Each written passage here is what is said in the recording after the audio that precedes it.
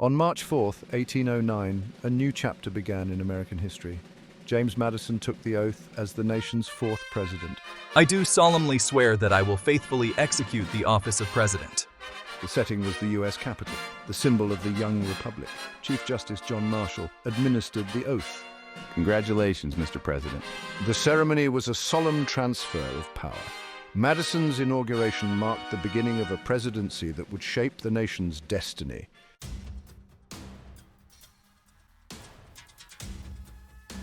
From the outset, Madison's presidency was buffeted by political storms. Unlike Jefferson, who had enjoyed a period of relative political unity, Madison faced opposition from the very start. The Federalist Party, though weakened after its defeat in the 1800 election, is experiencing a resurgence. The Federalists, concentrated primarily in New England, were critical of Jeffersonian policies, particularly the embargo that had been imposed on trade with Great Britain and France. They argued that the embargo was harming American merchants and shipowners while doing little to advance American interests abroad. We cannot allow our nation to be weakened by these policies. We must assert our power on the world stage. Adding to Madison's woes was dissent within his own Democratic Republican Party. Prominent figures like James Monroe and George Clinton, both of whom harbored presidential ambitions, posed significant challenges to Madison's authority. Monroe and Clinton command loyal followings within the party, and their ambitions complicate our efforts. The political landscape was further complicated by the rise of a new generation of political leaders. Men like Henry Clay of Kentucky and John C. Calhoun of South Carolina, known for their fiery oratory and nationalist fervor, would come to be known as war hawks. We must push for a more confrontational approach to dealing with Great Britain. War is the only means of resolving our grievances and securing our maritime rights. These young congressmen, representing largely southern and western constituencies, were eager to assert American power on the world stage and chafed at what they saw as British insults to American honor.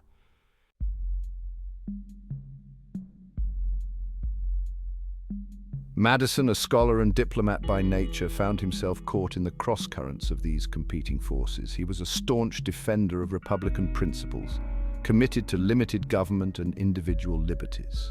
We must protect American interests abroad, particularly the rights of our ships and sailors on the high seas. The Napoleonic Wars, raging in Europe, posed a constant threat to American neutrality, as both Britain and France sought to restrict American trade with the other. The task before Madison was daunting: to preserve the achievements of the Jeffersonian era while navigating the treacherous waters of foreign intrigue and domestic division. My cabinet appointments must reflect both experience and the need to maintain party unity. His cabinet appointments, often seen as a reflection of a president's priorities and governing style, revealed the challenges he faced. The selection of Albert Gallatin as Secretary of the Treasury provided a measure of stability and continuity. Gallatin's expertise in managing the nation's finances is indispensable. Gallatin, a brilliant Swiss-born financier, had served in the same role under Jefferson and was widely respected for his management of the nation's finances. However, Madison's initial choice for Secretary of State, the experienced but somewhat underwhelming Robert Smith, proved to be a misstep. Smith lacks the diplomatic skills and political acumen needed for the position. Smith's tenure was marked by a lack of clear direction in foreign policy, forcing Madison to take a more active role in foreign affairs than he had initially intended. Madison's difficulties in assembling a cabinet were exemplified by the Gallatin affair. Gallatin is my trusted Secretary of the Treasury, but I had intended to appoint him as Secretary of State. Monroe and Clinton saw Gallatin as a rival and blocked his nomination. This internal strife forces me to reconsider. Madison kept Gallatin in the Treasury, but the compromise came at a cost. Robert Smith, the man chosen for Secretary of State, is woefully ill-suited for the role. Smith's tenure was marked by indecisiveness, leaving Madison to micromanage. For the next 2 years, I find myself effectively performing many of the duties of the Secretary of State. Madison's presidency, marked by these challenges, would shape American history in ways few could have predicted. As Madison grappled with domestic politics and a fractious cabinet, events on the international stage pushed the United States closer to war. The Napoleonic Wars raged in Europe, with Great Britain and France disregarding American neutrality. British ships routinely stopped American vessels, impressing American sailors into the Royal Navy. These acts were a direct affront to American sovereignty and a major source of outrage in the United States. Madison's efforts for peace were met with defiance from Great Britain. The British, engaged in war with Napoleon, refused concessions. They argued their actions were justified by war exigencies. American trade restrictions were seen as a threat. Public opinion in the US was increasingly divided over war. In the South and West, support for war was strong. War hawks, led by Henry Clay and John C. Calhoun, argued for war. Opposition was strongest in New England, led by Federalists. They argued war would be disastrous for the economy. The U.S. was ill-prepared for conflict, and war costs would outweigh benefits.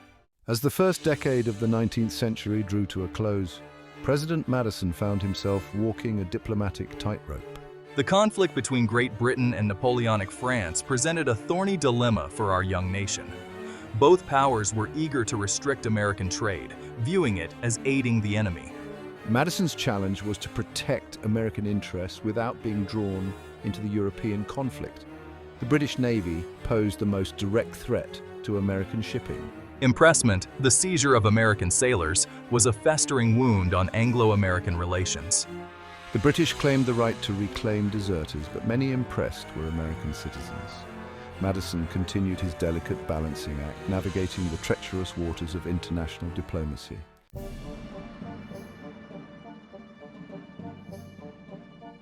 Madison's administration pursued diplomatic maneuvering, seeking to play European powers against each other. The centerpiece was Macon's Bill No. 2, passed in 1810. Named for Nathaniel Macon, it repealed the Non-Intercourse Act and offered to resume trade with nations respecting American neutral rights. The bill was a gamble to exploit the rivalry between Britain and France.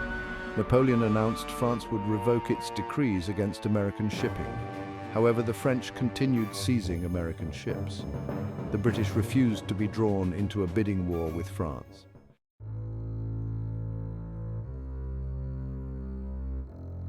The failure of Macon's Bill No. 2 marked a turning point in Anglo-American relations. The war hawks in Congress, sensing the shifting mood, stepped up their calls for war with Great Britain. They argued that only a decisive military victory could restore American honor. Henry Clay, the charismatic Speaker of the House, emerged as the leading voice of the war hawks. The conquest of Canada is in your power. The war hawks found a receptive audience in the South and West, eager to avenge insults and expand territory.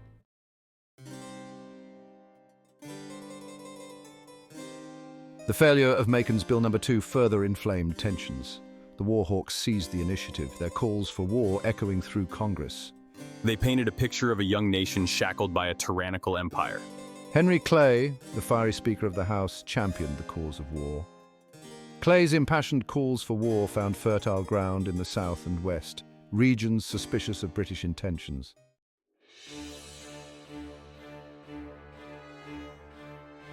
The drumbeat of war grew louder with each passing month. Public outrage reached a fever pitch, fueled by stories of British brutality.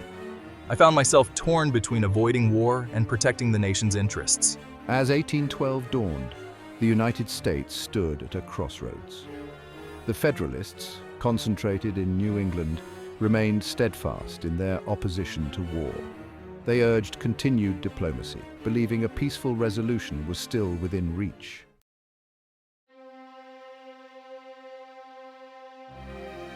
The spring of 1812 saw a flurry of diplomatic activity. Madison dispatched envoys to London in a final attempt to secure a peaceful resolution. However, the British government showed little inclination to make concessions. The British, confident in their naval superiority, believed they could dictate the terms. The war hawks seized upon reports of British aggression, using them to bolster their arguments for war.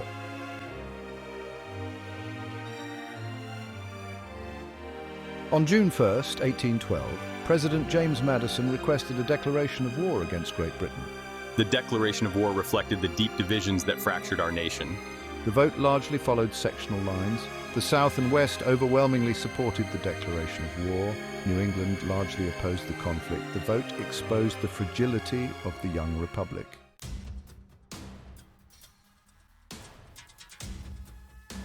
The outbreak of war found the United States woefully unprepared. Our fledgling Navy was dwarfed by the mighty Royal Navy. Madison's initial strategy focused on Canada. The early months of the war were marked by a series of humiliating setbacks. The surrender of Fort Detroit sent shockwaves through the nation. Amidst these early setbacks, a glimmer of hope emerged from the high seas. The USS Constitution scored a stunning victory over the British frigate HMS Guerriere.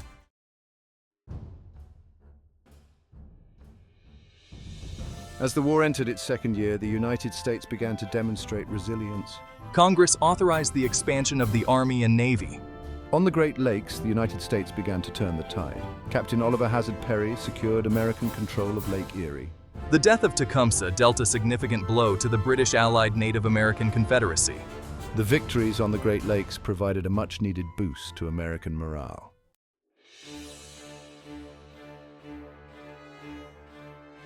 By the fall of 1812, the United States was a nation deeply divided. In the midst of this turmoil, the quadrennial ritual of presidential politics played out. James Madison stood for re-election, facing a challenge from DeWitt Clinton. Madison found himself defending his record on two fronts. The Federalists rallied behind Clinton, hoping to capitalize on war weariness. The election of 1812 would ultimately shape the course of the nation.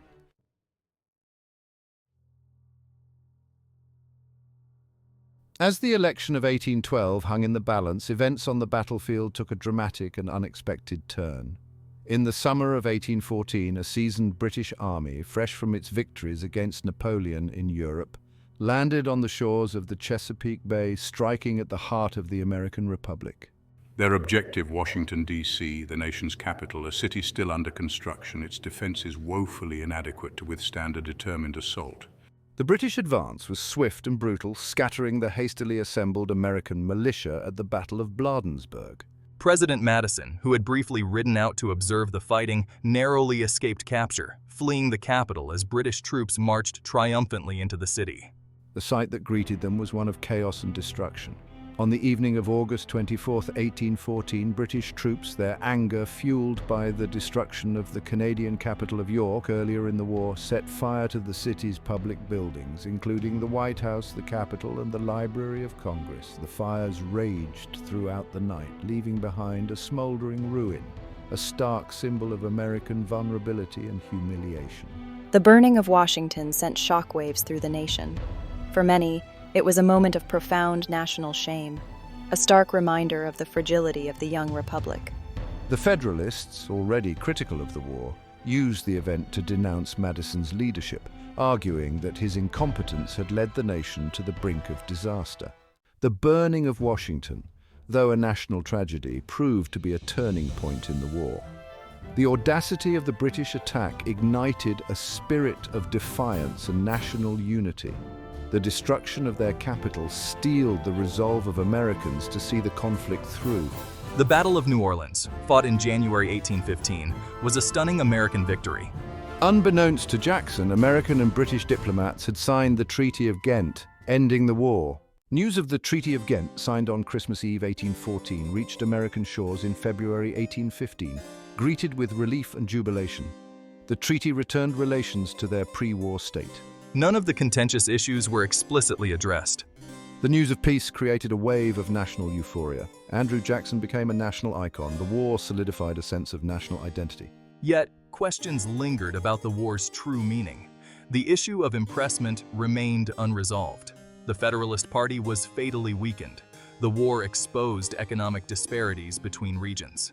The War of 1812 was a watershed moment for the United States. It marked the nation's emergence as a confident presence on the world stage. Post-war, the U.S. expanded westward, claiming vast territories. The war spurred American industrial development. The Monroe Doctrine proclaimed American assertiveness in the Western Hemisphere. The Star-Spangled Banner, written by Francis Scott Key, became the national anthem.